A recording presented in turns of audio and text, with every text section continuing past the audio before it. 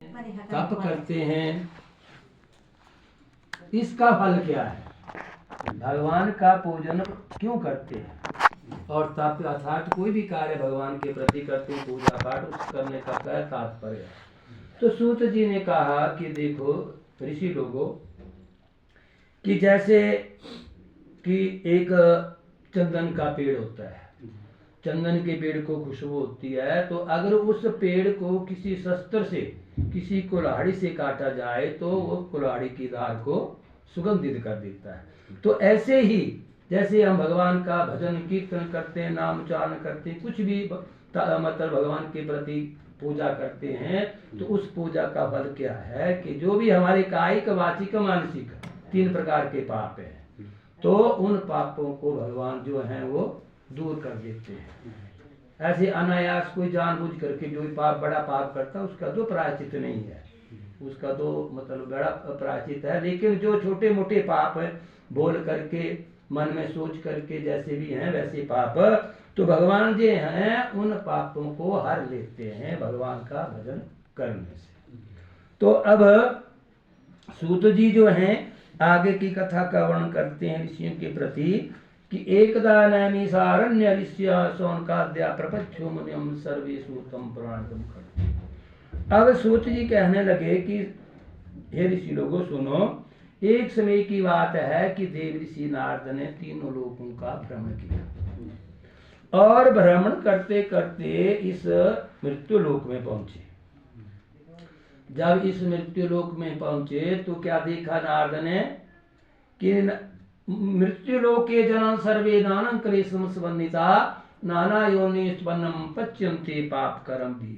भ्रमण करते हुए नारद ने देखा कि इस माथ लोक के जितने भी प्राणी हैं अपने किए हुए कर्म के अनुसार सुख और दुख को भोग रहे हैं। अब मन में ही सोच रहे हैं नारद, कोई मतलब सोच रहा है कि कोई मतलब अपने शारीरिक शरीर से दुखी है, कोई अन्य किसी पे के पास अन्न से दुखी, कोई गरीब है, कोई अमीर है, तो भी मतलब वो कई प्रकार के रोगों से, या कोई पुत्रहीन है, कोई कैसे है, तो अपने किए हुए कर्म के अनुसार जो है कलयुग का इस मात लोक का प्राणी जो है दुखी है। अब नारद ने जब भ्रमण किया, सोचा मन में, अब अपने मन में सोच रहे हैं नारद, क्या सोच रहे हैं कि इन कलयुग के मानव का कल्याण किसी विधि से हो, कौन सा उपाय किया जाए।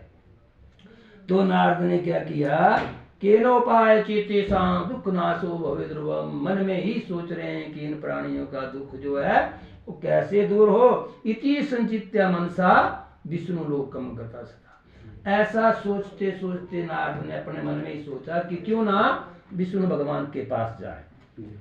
नारद जो हैं भगवान विष्णु के पास चले जाते हैं ब्रह्म विष्णु लोक में, और तत्र वहां पर जब पहुंच गए ना, तो क्या देखा नारद ने, तत्र नारायणं देवं शुक्लवर्णं चतुर्भुजं शंख चक्र गदा पद्म वनमाला विभूषितम्।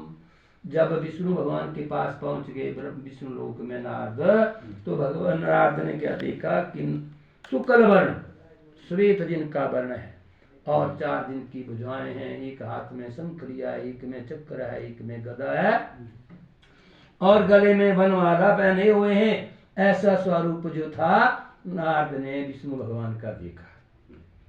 अब दृष्टवा तम देवेश, देख करके क्या किया नारद ने, भगवान की स्तुति करने लगे वेद मंत्रों के द्वारा, क्योंकि कलयुग के मानव के लिए मतलब वहां उन्होंने पूछना था कि कैसे उनका मतलब दुख दूर हो, तो अब वेद मंत्रों के द्वारा स्तुति करते हैं नारद। कैसी स्तुति, नमो बांग मनसा तिरुपाय, ये प्रभु आपके अनंत रूप है, और आदि मध्य हीनाय निर्गुणाय गुणात्मने, और ये प्रभु आप कैसे हैं, आदि मध्य अंत से रहित हैं, सर्वेषां भूताय भक्ता मार्ति नाशिने, और ये प्रभु आप अपने भक्तों के दुखों को दूर करने वाले हैं।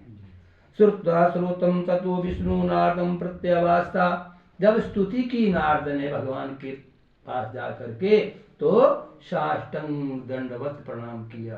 साष्टांग दंडवत प्रणाम जिसको बोला है, पीडंडे की तरह भगवान के चरणों में पड़ गए, अर्थात 8 अंगों को भगवान के चरणों में लगाया, लेट करके भगवान को प्रणाम किया। और जब नारद ने साष्टांग दंडवत प्रणाम किया तो भगवान जो है प्रसन्न हो जाते हैं नारद के प्रति।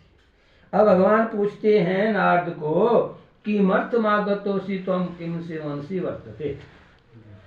कहने लगे भगवान कहने लगे नारद के प्रति कि किमर्थमागतोसि त्वं किम से मनसि वर्तते। भगवान कहने लगे, क्योंकि जानते तो थे भगवान सबके मन की बातों को, लेकिन फिर भी नारद को पूछ रहे हैं कि त्वं किम से मनसि वर्तते कतस्वा महाभाग तत्सर्व कथामिते। ये नारद कहो आपका आना कैसे हुआ और कौन सा प्रश्न है, और ये नारद जो भी आप मेरे से पूछेंगे उस प्रश्न का मैं आपको उत्तर दूंगा। तो नारद कहने लगे कि प्रभु आप तो सब कुछ जानते हैं, लेकिन फिर भी मैं आपको कहता हूँ कि मृत्यु लोक का जाना था कि प्रभु मैंने मृत्यु लोक का मतलब भ्रमण किया, और मृत्यु लोक में देखा जा करके कि नाना योनिष्पन्नम पच्यन्ते पाप कर्म भी,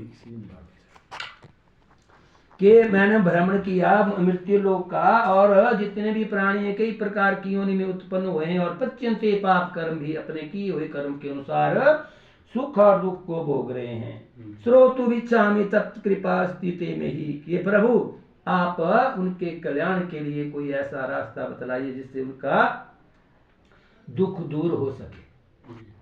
तो प्रार्थना की ना नारद ने, तो भगवान ने कहा कि ठीक है, साधु पृष्ठम त्वयावस्सा।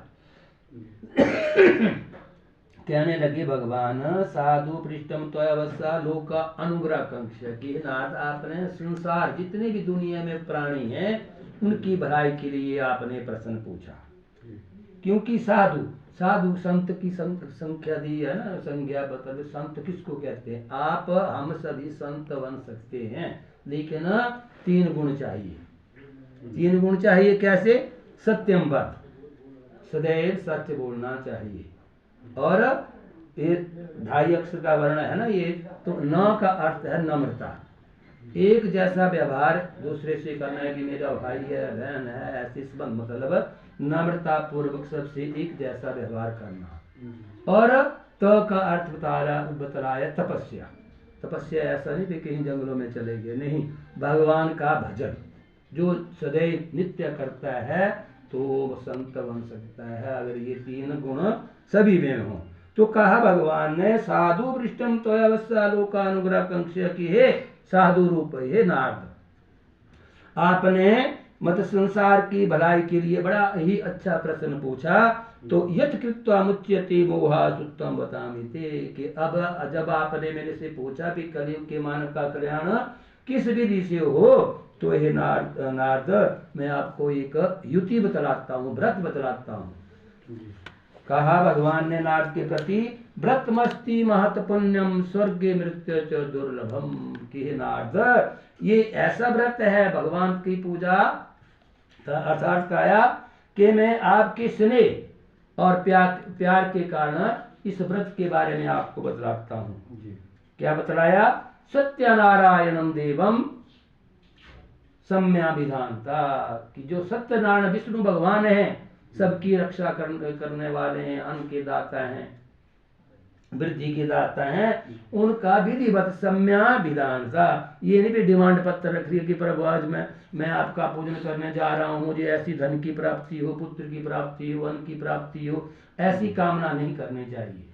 बोलिया निष्काम भाव से, क्योंकि भगवान जो है सबके मन की बात को जानते हैं। मतलब जैसे कर्म बोला पहले, जैसे कर्म के अनुसार सुख दुख की प्राप्ति है, धन की भी प्राप्ति मतलब अपने किए हुए कर्म के अनुसार होती है। कहता है जी ये मतलब कमा करके आया है तो उसके कर्म, जैसे कर्म किए पिछले जन्म में वैसा ही फल मिलेगा।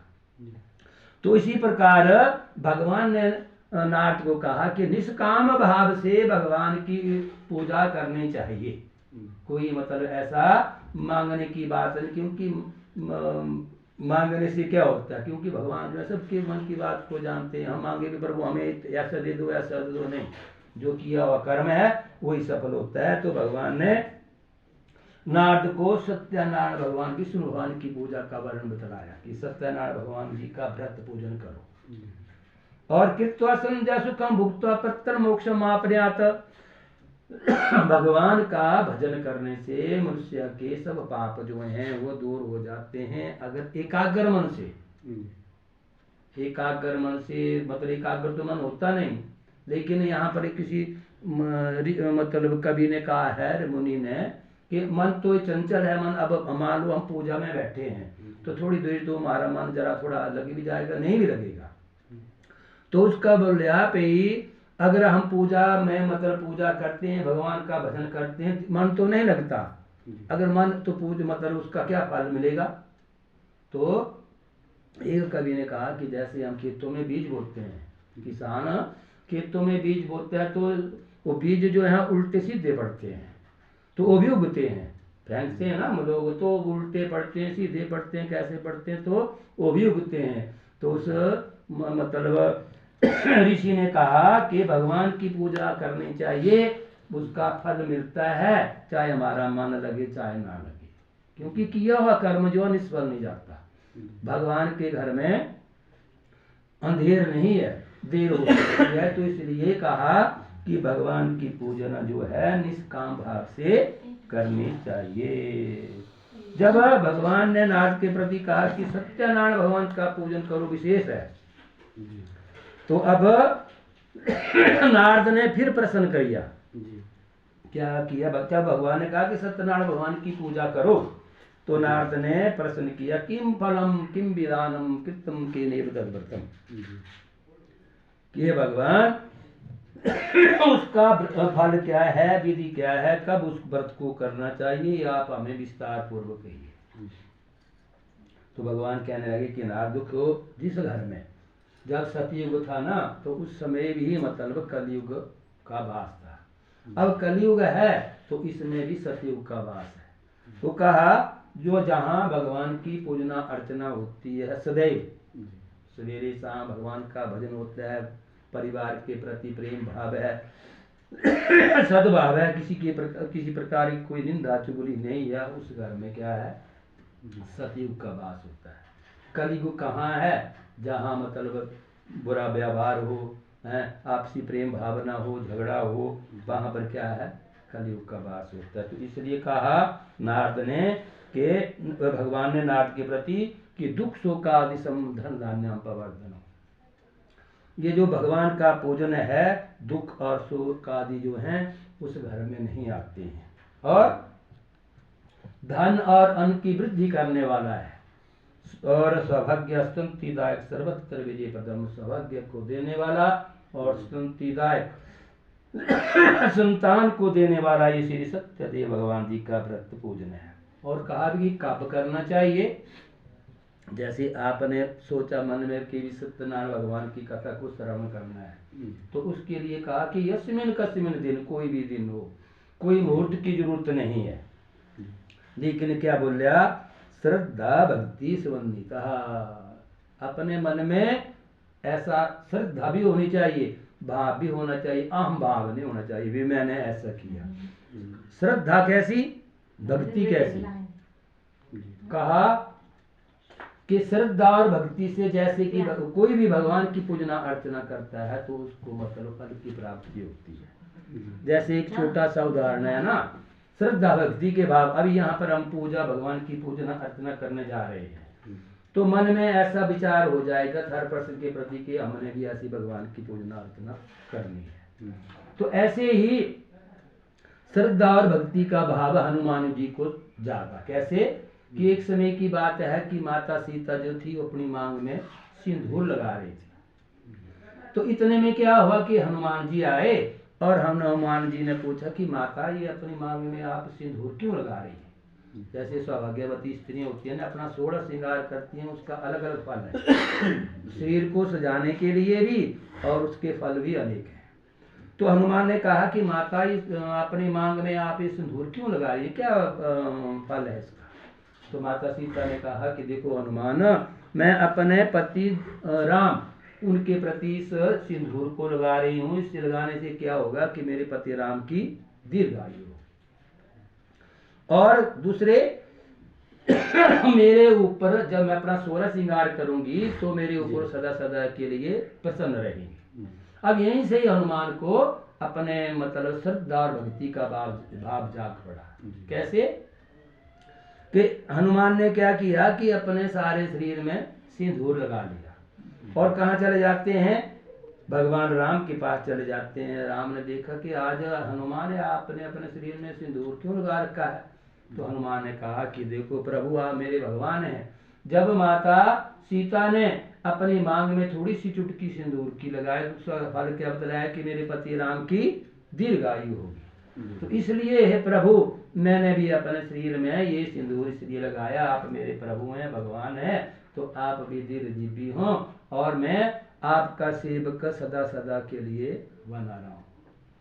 तो इसी तरह श्रद्धा और भक्ति से कोई भी कार्य किया जाए वो पूर्ण होता है। तो अब अगला प्रश्न पूछा कि कैसे भगवान की पूजा करें, कि भगवान की पूजा कैसे करनी चाहिए। तो बोलिया सत्यनारायणम देवम यच्चै निशामुखे ब्राह्मणो बंधुओं सहित धर्म तत्परा। कहा कि सत्यनारायण भगवान की पूजा जब करें तो अपने पुरोहित जी को बुलाएं, जो अपने संबंधी जन हैं उनको भी बुलाएं, सही तो धर्म तत्परा, भगवान का भजन करने वाले हों, ऐसे नास्तिक ना हो भी कुछ बनी है ये नहीं, श्रद्धा भक्ति भाव का जानते हो। और भगवान के पूजन के लिए क्या करें, नैवेद्यम नैवेद्यम भक्ति दद्यास्पादम भक्ष्योत्तम।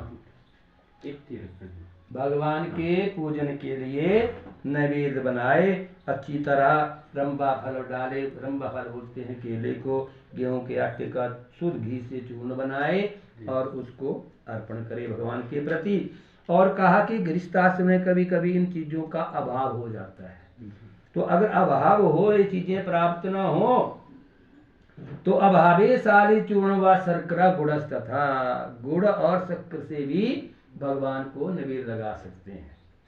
और सपादम बक्षी सर्वक्षाणी चैकृत्या निवेद्यता विप्राया दक्षिणा दद्यात् कथा सुतो जनसा। जो भी संबंधी जन वहां पर बैठे हैं बड़े सद्भाव से भगवान की जो कथा है उसको सुने। कहा ऐसे भी कहा कि हरि अनंत हरि कथा अनंता, भगवान की अनेक कथाएं हैं, अनेक नाम हैं। ये तो जो कथाएं हैं ना, इन कथाओं के माध्यम से हमें क्या मिलता है, एक तो हमारे मन की शुद्धि होती है, विचार बदलते हैं।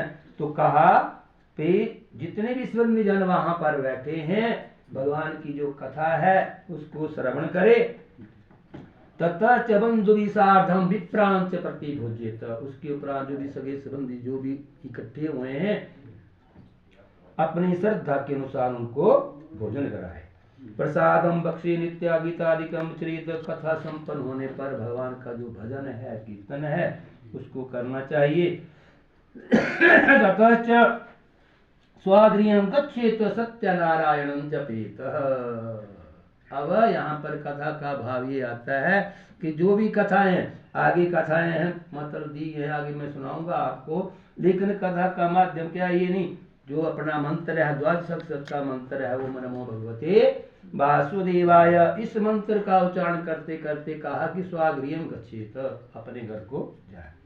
एवं कृते मनुष्याणावांछा सिद्धि भवे ध्रुवम, भगवान जी नाथ के प्रति और उधर सूत जी ऋषियों के प्रति कहते हैं कि जो इस विधि से श्रद्धा भक्ति भाव से निष्काम भाव से भगवान की पूजना अर्चना करता है एकाग्र मन होकर के, तो भगवान जो हैं उनकी मन की इच्छा को पूर्ण करते हैं। और हे नारद, विशेषकर कलयुग के प्राणी के लिए एक यही छोटा सा उपाय है, नाम अनेक है चीज एक ही है। तो अब ऋषियों ने, जो श्रोता लोग थे ऋषि लोग ने सारे नाम क्षेत्र में एकत्रित हुए थे, तो उन्होंने सूत जी से प्रश्न फिर कहा, प्रश्न पूछा कि हे सूत जी, ये तो आपने भगवान के पूजन की विधि नियम जो था वो तो हमें बतलाया, अब हम आपसे ये पूछना चाहते हैं कि ये जो श्री सत्यदेव भगवान जी का व्रत पूजन है सर्वप्रथम किसने किया। तो मैं आपको सूक्ष्म रूप से इस कथा का वर्णन करूंगा। तो कहने लगे सूत जी ऋषियों के प्रति कि देखो ऋषि लोगों, एक समय की बात है कि अति सुंदर रणनीय काशी नगरी में एक निर्धन ब्राह्मण जिसका नाम सदानंद था। सदानंद ब्राह्मण हुए और बड़े ही गरीब घर में पैदा हुए थे। भिक्षाटन करते थे और भिक्षाटन से अपना या अपने परिवार का निर्वाह किया करते थे। तो जब वो भिक्षा मांगने जा रहा था बाजार में तो भगवान ने परीक्षा ली। अपना रूप जो था भगवान ने एक बूढ़े ब्राह्मण का बनाया और उस सदानंद ब्राह्मण से पूछते हैं कि किमर्थे ब्रह्म से विप्र नित्यम मही दुखिता, कि हे ब्राह्मण आप नित्य भिक्षाटन करते हैं, दुखी होकर के क्यों करते हैं, क्या कारण है? तो कहा ब्राह्मण ने, सदानंद ने, कि ब्राह्मणों अस्मि दरिद्रोहम भिक्षा मही महिमा, कि हे मैं एक निर्धन ब्राह्मण हूँ और भिक्षाटन किया करता हूँ और भिक्षाटन से ही गुजारा करता हूँ।